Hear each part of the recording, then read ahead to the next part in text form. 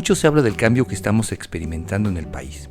Se repite una y otra vez que el México de hoy ya no carga con los vicios del pasado. Pero me da la impresión de que este cambio no termina por materializarse y que en el camino también se intenta negar los logros anteriores. Pero hay personalidades que llevan muchos años en la escena pública, que han sabido transitar de un modelo a otro sin renunciar a sus ideas, que han sabido modernizarse. Beatriz Paredes es un claro ejemplo de eso, de la forma en la que se puede estar orgulloso de su pasado y a la vez mirar con renovado optimismo al futuro. Con una larga trayectoria en el servicio público, ha emergido en momentos claves de nuestra historia para llevar serenidad y reflexión en tiempos de enfrentamientos. De cuna priista ha sabido leer los cambios y los retos. Incluso en el pasado proceso para elegir a una abanderada del frente opositor, Beatriz Paredes cautivó a toda una nueva generación, quien vio en ella a una política profesional y apasionada. Por eso me encuentro con ella, porque quizá, ahora más que nunca, necesitamos de la experiencia de cara a lo que le espera este país. Senadora, qué gusto que me reciba hoy aquí en el Senado de la República. Bienvenido. Siempre es un gusto platicar con usted, sobre todo, senadora, en estos momentos en los que pareciera que las carreras políticas son como de muy corto tramo. Vemos una nueva generación política, lo cual creo que es bueno, pero también vemos un gusto por la política de viejo cuño como el de usted. ¿Cómo ve, senador? Para iniciar esta plática, que ya veremos qué caminos toma, porque incluso le quiero terminar preguntando hasta de su beta artística. Pero esa es otra historia. Vamos a empezar por lo primero. ¿Cómo ha sido su carrera política a través de los años? ¿Se siente satisfecha con ella? ¿Se siente a gusto? Mire, yo creo que la política es una actividad que requiere que tengas mucha emoción social, que tengas mucha pasión por la gente, porque siempre es una actividad de altas y bajas. No puedes plantearte solo términos ascendentes, sobre todo si eres alguien que está vinculado con el liderazgo social, como es mi caso. Yo soy militante de una organización social, de la Confederación Nacional Campesina, y empecé mis actividades muy jovencita, cuando era dirigente estudiantil en Tlaxcala, mi región de origen. El movimiento estudiantil se ligó al movimiento campesino, con reivindicaciones de los campesinos, reivindicaciones de carácter agrario, y a partir de allí empecé a participar como integrante de la CNC en términos locales. Fui diputada local, participé en el Congreso local, después tuve oportunidad de participar en el Congreso Federal como diputada federal y me integré al Comité Nacional de la CNC y empecé a tener actividades en otras áreas, no solo en las del campo, pero siempre con un vínculo de compromiso social con el sector campesino.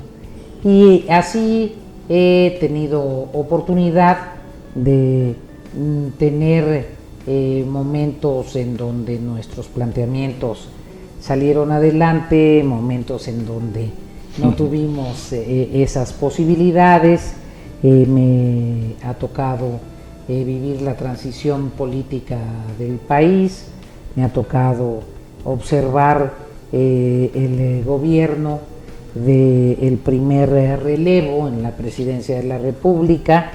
Tuve oportunidad de dirigir a la bancada del PRI, la primera vez que el PRI perdió la presidencia de la República. Fui líder de la oposición en la Cámara de Diputados, después presidí el PRI en un momento muy complejo de la vida de ese partido, y ahora estoy en el Senado de la República, la primera vez que hay un gobierno que llegó con banderas de izquierda. Entonces, digamos que he tenido la oportunidad de observar la transición política democrática de mi país. Y es que le ha tocado un momento de la política, de la transición, que nos permite un poco contrastar las cosas, ¿no? Yo me pregunto hoy, por ejemplo, que tanto el reclamo de la sociedad es que los partidos políticos ya no representan, que hay que cambiar el modelo de partidos políticos, que la sociedad pareciera que hay un reclamo de que no se sienten representados por los partidos políticos, pero estoy hablando no solo con una senadora, sino con una política que presidió la bancada cuando fueron gobierno, pero también cuando fueron oposición, que ha estado en cargos de dirigencia partidista. Los partidos tienen futuro para el futuro político de México de cara a la sociedad. ¿Cómo va a ser ese cambio? Yo pienso que los partidos en todo el mundo occidental están pasando por procesos de transformación muy intensos, porque la política en general, la política de la representación delegada está pasando por momentos de transformación muy profundos, y creo que el eje de esa transformación precisamente, estimado amigo, pasa por la actividad a la que usted se dedica, porque hubo una gran revolución en la comunicación. Sí. Y la política tiene mucho que ver con la comunicación. Por supuesto. Entonces, la gente, la ciudadanía, las personas ya no necesitan que les intermedien la comunicación.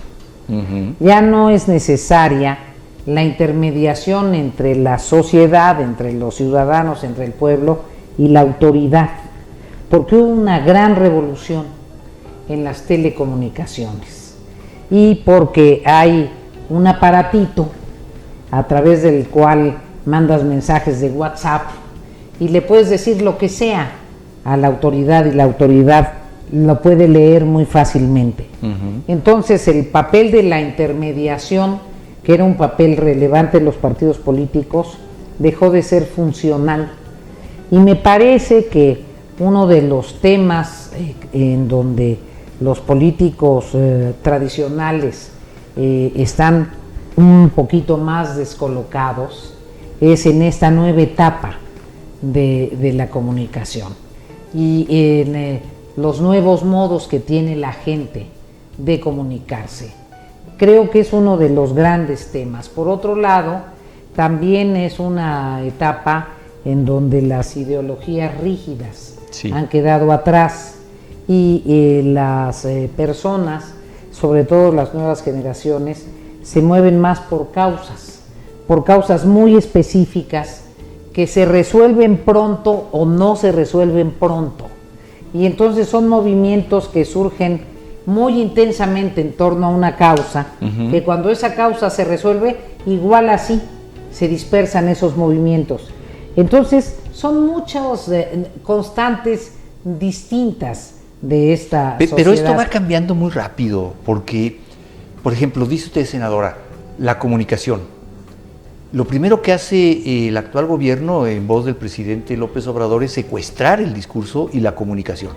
Y hace una mañanera interminable de 3 horas, 2 horas 40, todos los días, y se vuelve el gran comunicador de su gobierno. No hay otra voz. Faltan también diversidad de voces en ese tema. Y sí, yo creo que el problema de la comunicación, todavía estamos por entender cuál es el papel que juegan los partidos políticos, las ideologías. Hablaba usted hace un momento de, por ejemplo, los liderazgos, ¿no? Es decir, yo tengo la impresión de que en la próxima elección presidencial será la primera vez que no vivamos una elección presidencial de partidos políticos. Vamos a vivir una elección presidencial de liderazgos. Es decir, Morena, no sé hasta dónde pueda ser un partido político sin el actual presidente, sin el liderazgo de Andrés Manuel López Obrador, y tendremos que ver si Claudia Sheinbaum logra heredar ese liderazgo.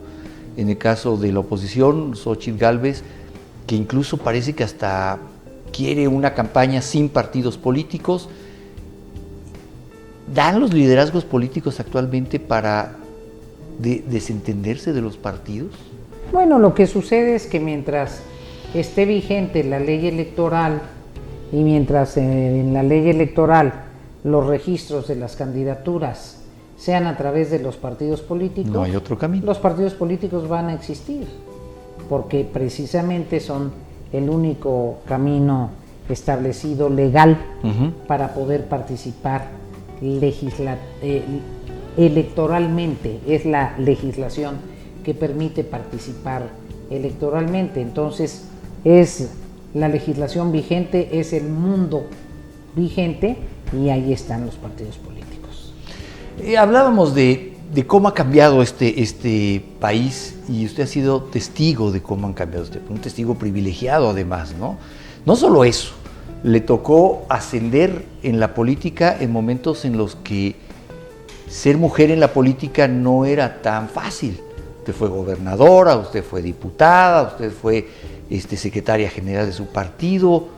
¿Cómo era ser mujer en su tiempo en la política? No debió haber sido fácil. Bueno, pienso que para todas las mujeres nuestra condición femenina siempre ha sido una situación determinante que nos lleva en distintos modos, en distintas circunstancias, a enfrentar prejuicios. Siempre hay un conjunto de prejuicios, de situaciones preconcebidas que te descalifican antes de saber si tienes capacidades. Sin embargo, yo debo reconocer que tuve la solidaridad de muchas mujeres, y tuve también la solidaridad y el apoyo de muchos hombres, de muchos compañeros, yo no diría que feministas, sino simplemente con toda la disposición de respaldarme, porque tenían pues alguna experiencia familiar o personal que los llevaba a ser muy solidarios con las mujeres. Sin embargo, sí hubo momentos en donde claramente me dijeron, no, pues tú no vas a poder, porque, por ejemplo, cuando traté de ser dirigente de la CNC en Tlaxcala, tenía dos agravantes: ser mujer y ser joven, las dos cosas. Sí, no vas a poder porque los campesinos son muy machos, son muy duros, no van a dejar que una mujer sea la líder, la lideresa. Mejor, Beatriz, te vamos a convocar a que hagas otras cosas, pero el liderazgo de la CNC, no. Los campesinos no quieren. Es que bueno, pues si los campesinos no quieren, ¿por qué no hacemos elecciones? Es decir, vamos a hacer elecciones. Eso ya era muy disruptivo para el momento, ¿no? Sí, era muy disruptivo. Hagamos una elección democrática. Si de veras los campesinos no quieren, pues pierden. Pues claro, se acabó. Pero ¿qué tal si sí? Entonces toda la negociación fue convencerlos de que hubiera elecciones democráticas, y gané la elección. Entonces, en distintos momentos de mi vida, sí. ¿Es más un mito? ¿Qué? Esta idea de que en la política es más difícil para las mujeres, o era más difícil para las mujeres, quizá era cosa de atreverse. No es un mito. ¿Era muy difícil? Es difícil. ¿Sigue siéndolo? Es difícil, en distinta proporción. Sabe que básicamente se nos juzga mucho más severamente. Mire, le voy a poner un ejemplo de ahorita. A ver. Ahorita, hoy, ayer, leí una estúpida encuesta, y perdóneme por ese calificativo, sí. Soy muy respetuosa con el mundo de las encuestas, porque además es importante, en donde ponen el rostro de algunas artistas muy guapas, cuyo trabajo se vincula con su belleza, con ser muy bellas, y el rostro de la candidata de Morena. Ajá. Dígame usted, ¿en qué caso de una elección de varones hubieran puesto eso a Alain Delon, claro, a Tom Cruise? Sí, es un absurdo. Es un absurdo. Eso le refleja. Claro. ¿Cómo es distinto? Sí, seguimos pensando en esos... A nosotras nos juzgan por muchas razones, diversas que no vienen al caso. Sí. Que cómo nos vestimos, que si nos pusimos una falda demasiado corta, que si el escote quién sabe qué, que puras tonterías. Tiene razón. Sigue habiendo estereotipos. Bueno, le estoy hablando de algo de hoy, del día de hoy. Sí, sin embargo, en este proceso por la candidatura o por la coordinación de los frentes, hubo una gran sorpresa. Y esa gran sorpresa fue Beatriz Paredes, ¿no? Es decir, se hablaba de Xóchitl, un poco decíamos, bueno, Xóchitl, sí la veíamos en tribuna, una mujer muy fresca, muy aventada, muy respondona, ¿no? Un poco impulsada la candidatura presidencial, se lee por el propio presidente que ahí hizo alguna de sus mallas, y ella creo agarró a vuelo el tema y se subió. Y todos dijeron, bueno, pues hay que acompañarla con alguien más para que esto camine, y entonces Santiago Krill y Beatriz Paredes. Pero Beatriz, la senadora Paredes, la gran sorpresa. O quizás no sea una sorpresa, no debería sorprendernos. A mí no me sorprende, estoy seguro que usted no, y a los que estamos aquí grabando esta entrevista tampoco. Pero sí se reencontró la sociedad con una figura muy formada, muy hecha. ¿Qué le deja haber participado en eso? Además de por supuesto, haber participado en un proceso democrático, pero creo que su figura se reencontró con la sociedad, o la sociedad con su figura. Mire, Carlos, a mí me deja un gran aprendizaje.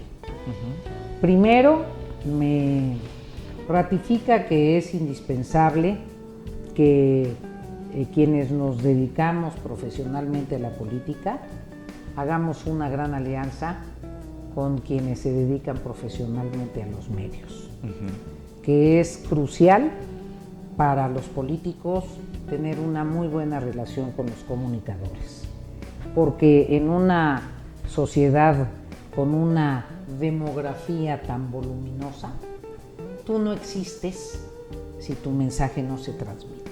Correcto. Entonces, la transmisión de tu mensaje es esencial, es crucial, y eso tiene que ver con un buen vínculo entre el emisor y el transmisor. El emisor puede ser un político que diga buenos mensajes o regulares mensajes o lo que sea, pero el transmisor está en los medios de comunicación, en los comunicadores. Segundo, me dejó la impresión de que, no obstante que se crea lo contrario, la sociedad mexicana está ávida de buenos debates. Sí. La gente puede creer otra cosa. La gente puede creer que los mensajes superfluos o divertidos o chistosos captan la atención. Yo creo que por un momento, pero a mí me parece que la sociedad está ávida de reflexiones más de fondo, de valoraciones más interesantes. Yo me quedé con esa. Y yo me quedo con esa misma impresión. Esa sensación. Que hoy la sociedad mexicana, cansada un poco de la polarización, de la banalización, le interesó la sustancia, le interesó un poco más de fondo, de seriedad en el debate. A mí se me quedó esa impresión. Y por otro lado, pues ratifiqué mi profundo amor por el país y por las personas. Los mexicanos siempre están dispuestos a aportarte alguna idea, a sugerirte cómo mejorar a su municipio, sí, cómo resolver el problema de la actividad a la que se dedican. Yo diría que en términos generales somos un pueblo, una sociedad constructiva. Y eso lo ratifiqué nuevamente. Hay problemas más severos que antes. Sí.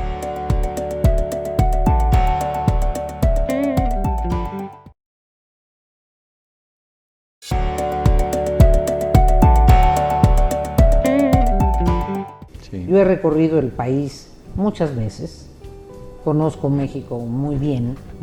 Mi primera campaña presidencial de fondo fue con el licenciado Miguel de la Madrid, que fui la encargada de la consulta al sector campesino, y fui a los sitios más recónditos del mundo rural.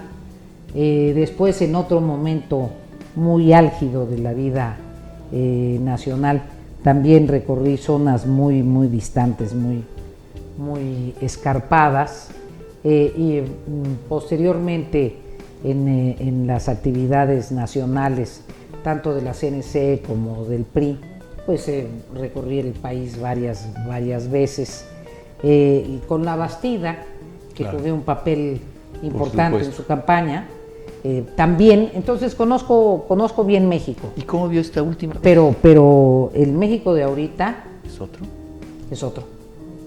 Más complejo, más difícil de solucionar, más incrédulo. ¿Dónde lo ponemos? Porque le pregunto a esta senadora porque creo que también ya, si coincido totalmente con usted, somos un país constructivo en términos generales, somos un país que busca aportar, la gente naturalmente busca aportar y es cálida. Creo que también hemos perdido la inocencia como sociedad. Es decir, a final de cuentas nos han pasado muchas cosas. No buenas. Hoy el tema de la inseguridad, del crimen organizado en muchos puntos del país es crítico, y creo que esto nos ha hecho también un poco perder la inocencia como sociedad. ¿Con qué sabor de boca se queda en esta última vez que lo recorre? Creo que el problema de la seguridad es un asunto que se mencionó, yo le diría que en todos lados, con excepción de en Yucatán, en donde la gente está medianamente satisfecha con la estrategia de seguridad que tienen las autoridades locales, y en Coahuila. ¿Coahuila? En Coahuila. ¿Ah? Donde Querétaro no, porque también... Donde recuperaron, en Querétaro no lo percibí. En la media nacional, digamos. Sí, en Coahuila, donde recuperaron niveles de seguridad que no tenían hace algunos años. De ahí en fuera, zonas muy álgidas.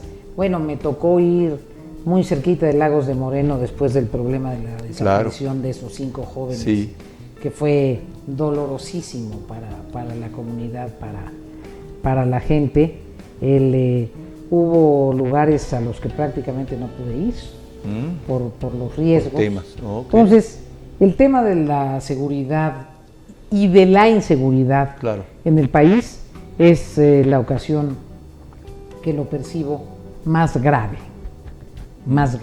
en relación a otros momentos. También el cambio en niveles de infraestructura y de modernización de algunas regiones, el Bajío ha crecido mucho. Ha crecido, sí. Se ha transformado. Pero en contraste, ¿ha encontrado zonas del país en que el rezago ahí se ha quedado? Sí. ¿Cuáles? Yo le diría, no solo en términos de rezago, hay zonas del país que me preocupan. El norte de Veracruz me preocupa, por ejemplo. El norte de Veracruz me preocupa. ¿En qué sentido? Los niveles de inseguridad, algún descuido en los controles de los ríos que hace que haya zonas muy devastadas. El proceso de deforestación en Chiapas, que se nota mucho. Chiapas, había regiones boscosas o selváticas que te deslumbraban por lo verde. Ahora ya no. ¿Ah, no? No. Ha crecido la pérdida de verde en Chiapas. Sí, es triste.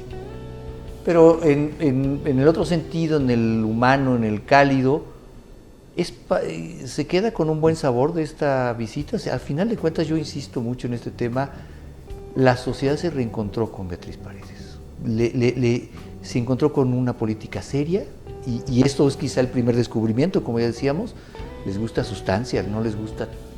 Quizá estamos llegando a un punto de la sociedad en el que tanto ruido nos distrae y de repente llega una voz seria, que por cierto no es una voz nueva, ni es algo nuevo. Cada vez que ha habido mucho ruido en la política, yo recuerdo a una Beatriz Paredes contestando informes presidenciales y poniendo las cosas en su verdadera dimensión. Honorable Congreso de la Unión, compañeros y compañeras de la mesa directiva. ¿Cómo lograr que las palabras digan algo?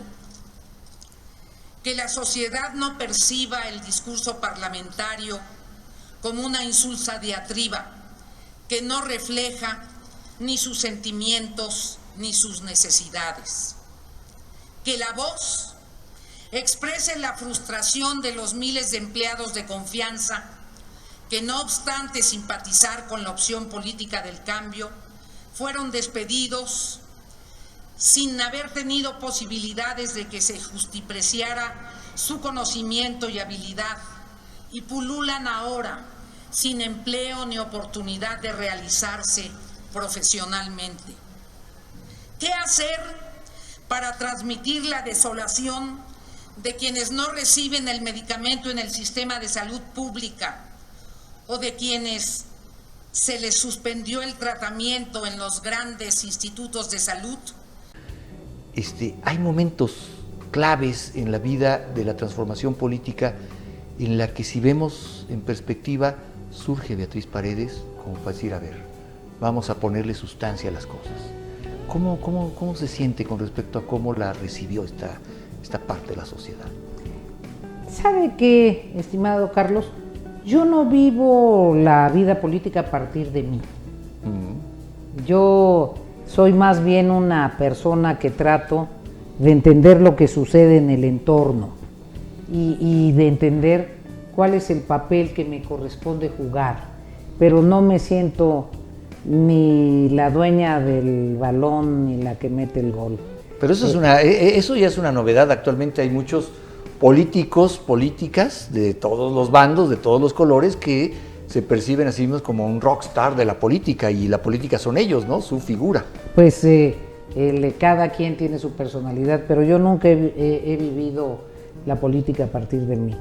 Yo vivo la política tratando de entender lo que le pasa al país, tratando de comprender cuál es el pulso de la sociedad, escuchando y tratando de saber cuál es la inserción de mi persona más útil. ¿Cómo puedo ser más útil en función de un contexto determinado? Soy socióloga y soy muy socióloga.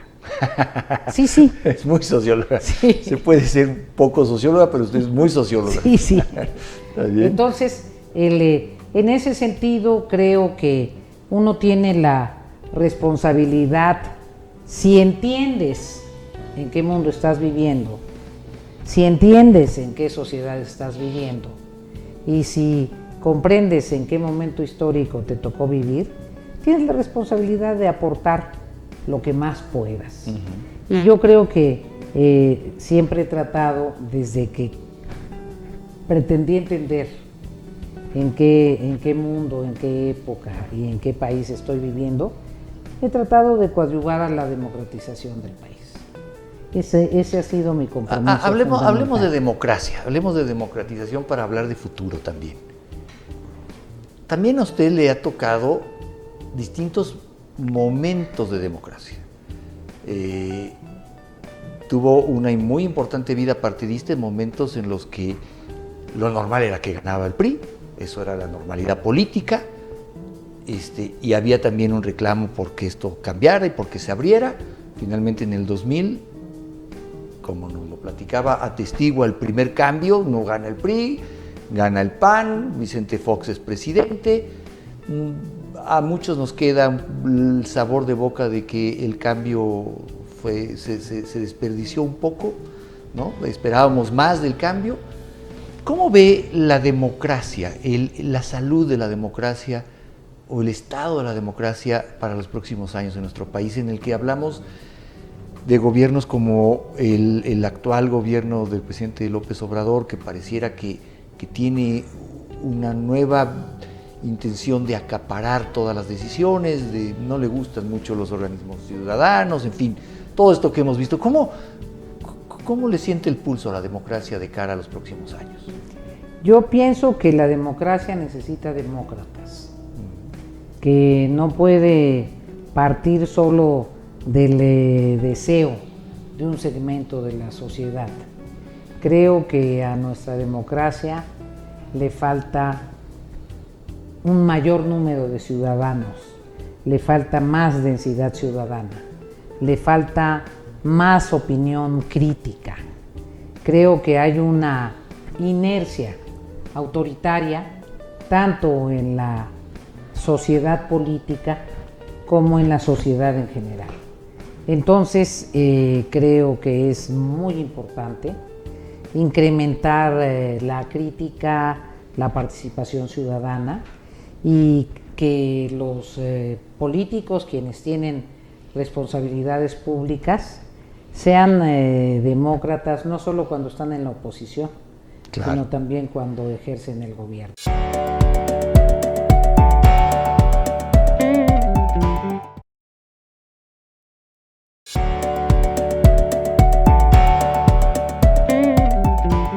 Pero esto se ve cada vez más lejano, ¿no? Estamos viendo un gobierno que polariza, que como estrategia de comunicación está la polarización, lo cual a mí me parece que ya de suyo es extraño, ¿no? Uno esperaría que el mandatario, el titular del Ejecutivo uniera en torno a un proyecto de nación, pero bueno, para no entrar en detalles, estamos viviendo una sociedad brutalmente polarizada. Y estamos polarizados ni siquiera en torno a un proyecto de nación, estamos polarizados quizá en banalidades de quién es fifí, quién no lo es, y si tenemos un par de zapatos o dos pares de zapatos, eso nos descalifica. ¿Cómo reconciliar a la sociedad mexicana en torno a un proyecto de nación que no pase por los colores de ningún partido? ¿Eso es posible en el mediano plazo? Tiene que ser posible porque el país va a enfrentar y está enfrentando, aunque se pretenda ocultarlos, problemas verdaderos. Y los problemas verdaderos tienen que resolverse, y muchos de estos problemas verdaderos, para resolverse, requieren de la concurrencia armónica de todos. Mire, por ejemplo, la sequía. Uh-huh. La sequía es un problema verdadero. Sí. O sea, si no hay agua para tomar, no se puede sobrevivir. Si no hay agua para que el ganado de una región beba y empiezas a ver caer las cabezas de ganado, si no hay agua para que los cultivos prosperen, o sea, el tema de la sequía en el país es un asunto muy concreto, muy verdadero, que no se puede eludir. Sí, que no pasa por percepciones ideológicas. Sí, no hay agua, punto. Entonces, yo creo que el conjunto de problemas verdaderos a los que la realidad nos está enfrentando y nos va a enfrentar en los próximos meses o en los próximos años, nos van a obligar a quitarle la paja de la polarización ficticia y a enfrentar las cosas y a converger, a convocar a que juntos resolvamos temas. Sin embargo, hay problemas que no son tan fáciles de enfocar. Por ejemplo, el tema que hoy es un tema vivo, vigente, de la elección o no por voto popular de la Suprema Corte de Justicia, de los jueces del Poder Judicial. Eso puede ser un factor que cambie profundamente la forma en que concebimos, por ejemplo, la impartición de justicia en este país, y pasa por un tema ideológico, que a veces creo comprendemos poco. Pasa no solo por un tema ideológico, pasa más bien por un tema conceptual, abstracto, del Estado de Derecho, más que por un tema ideológico.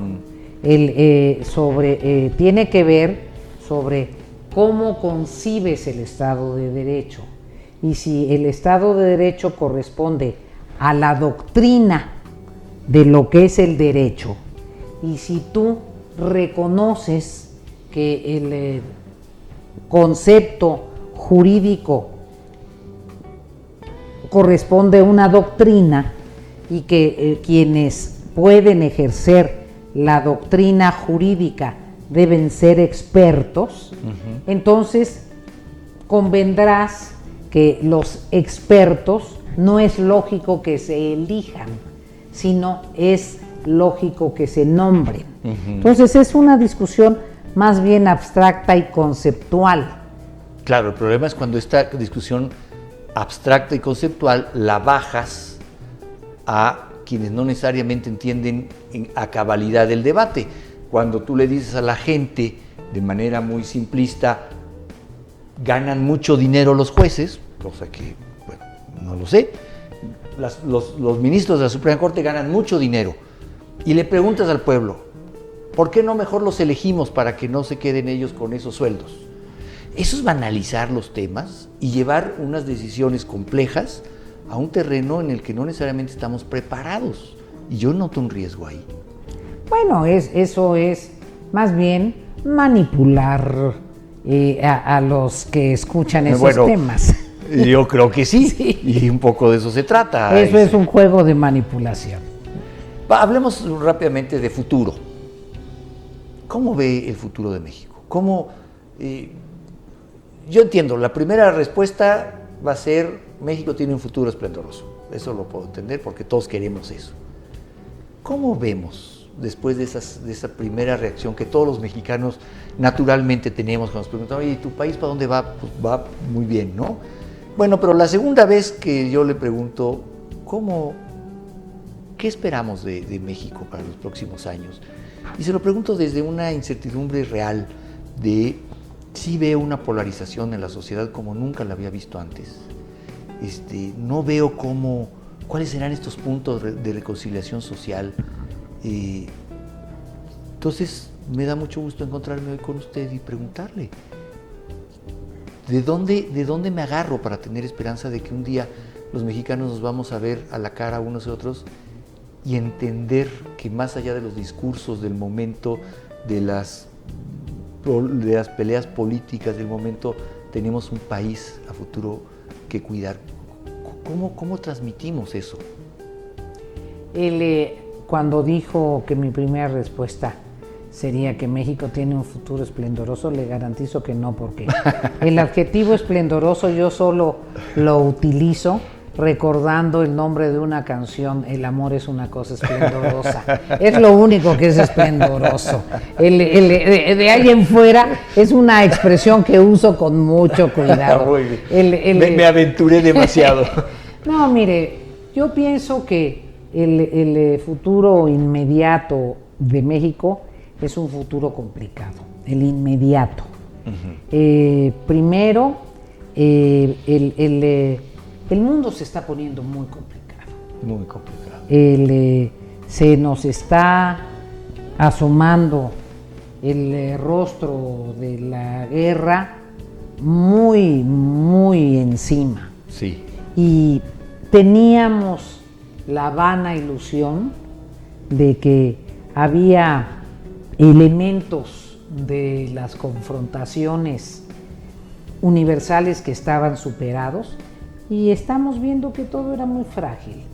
Entonces, ya nos dimos cuenta que en la era de la globalización, la guerra en Ucrania trastoca la agricultura de todos los países. Así es. Y el riesgo de que entremos a una etapa de reactivación universal del terrorismo es muy alto.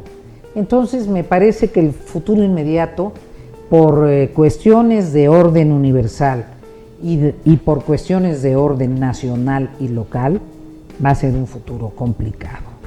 Creo que las variables económicas no son tan sencillas. Los temas del cambio climático están haciendo sus estragos. Sí, que es otra de las realidades que se imponen. Sí, y ¿no? Son ineludibles. Así es. Entonces, se requeriría una eficacia en la administración pública que no siempre encontramos, y hay asuntos que nos están desbordando, como el de la migración. Entonces, ese es un tema terrible. Entonces tenemos que reconocer que el horizonte no es tan benigno. En ese sentido, yo esperaría que las elecciones se dieran en un marco de respeto a la legislación electoral. Si hay una elección burda, con una manipulación descarada y una injerencia del gobierno para... ¿Y ve un riesgo de eso, en eso? Ha habido un riesgo de una elección de Estado todo el tiempo.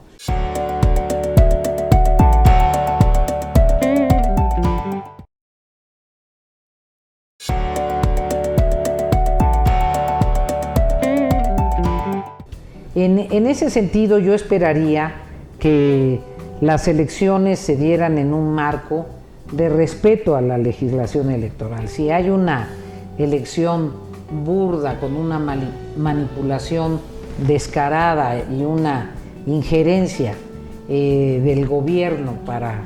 ¿Y ve un riesgo de eso, en eso? Ha habido un riesgo de una elección de Estado todo el tiempo. Le encanta al presidente meterse en las cuestiones electorales. Y eso no es bueno, no es conveniente. Yo le quiero recordar al presidente López Obrador, al señor Andrés López Obrador. Le quiero pedir que se acuerde de lo que pedía el señor Andrés Manuel López Obrador, y que le haga caso a lo que pedía el señor Andrés Manuel López Obrador cuando era candidato. Nada más, que con eso me quedo satisfecha.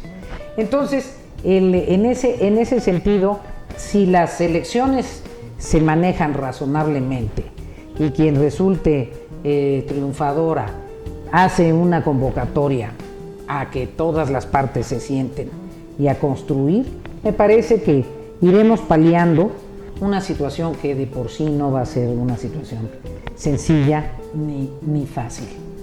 A ver, hablemos ya para ir cerrando. Senadora, le he quitado mucho tiempo y le agradezco mucho la deferencia, pero hablemos del PRI. Hablando de tiempos difíciles, parece que el PRI no la tiene fácil, cada vez ha ido reduciéndose más.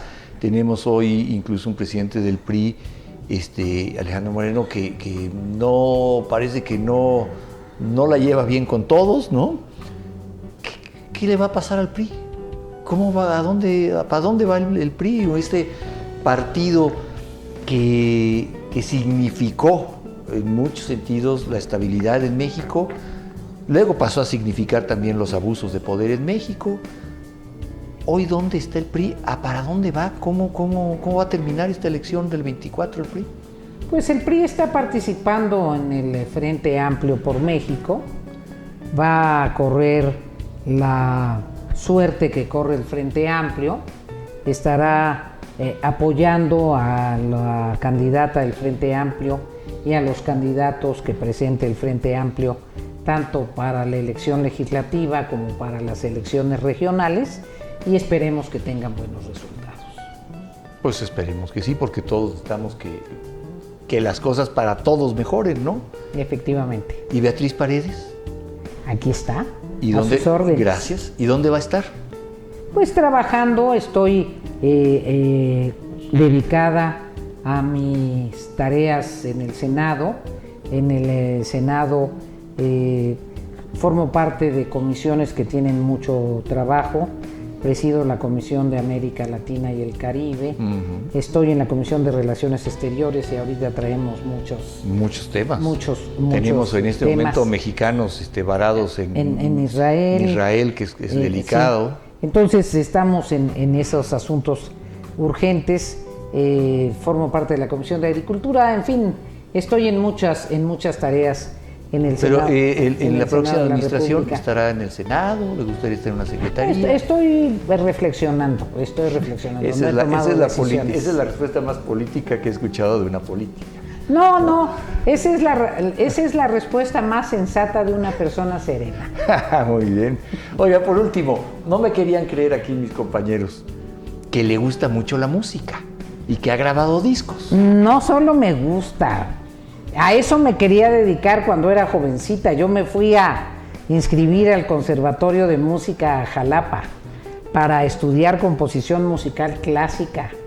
O sea, vocacionalmente soy una gente muy ligada al arte y compongo música popular. Tengo, sí, algunos CDs como compositora. No canto mal las rancheras. No, me han dicho que muy bien. No, pero amigos mutuos que la han escuchado me han dicho, no sabes lo bien que canta la senadora. Me gusta la música. Qué bueno, y conozco. Eso habla mucho de una persona que también es sensible. Bueno, si es sensible a las artes, es sensible a la sociedad, es sensible a la política. Pero siempre es un descubrimiento, una personalidad con esta trayectoria que no haya dejado su pasión por la música de lado, ¿no? Y por la literatura, me gusta mucho el arte. Bueno, qué bien. Bueno, pues ojalá pronto podamos escucharla y una reunión de otro carácter. Una reunión de otro carácter, sacamos la guitarra y cantamos. Yo no canto, pero me dará mucho gusto. Senadora, no sabe cómo he disfrutado estos minutos de la charla. Gracias por venir hasta acá. Muchas gracias por su tiempo. Muchísimo gusto. Gracias. Gracias. Gracias. De mi encuentro con Beatriz Paredes me llevo la imagen de una política serena que al cabo de navegar varias tormentas ha sabido responder con la paciencia y tranquilidad que hoy necesitamos de nuestros gobernantes. Se ha alejado de estridentismos y gritos innecesarios para dar lugar a una visión de México que, aunque no siempre es del todo optimista, sí pone a la sociedad por delante de colores y de partidos. Me llevo también su preocupación por el rumbo que podrían tomar las próximas elecciones y la advertencia de esa innecesaria amenaza a la naciente democracia que tenemos. Espero pronto reencontrarme con una mujer que ha dicho que la política es su trabajo, pero su pasión son la música, la literatura y el mar. ¿Cómo no coincidir con eso? Seguiremos nuestro camino, pues estoy seguro que la vida nos tiene reservados más encuentros.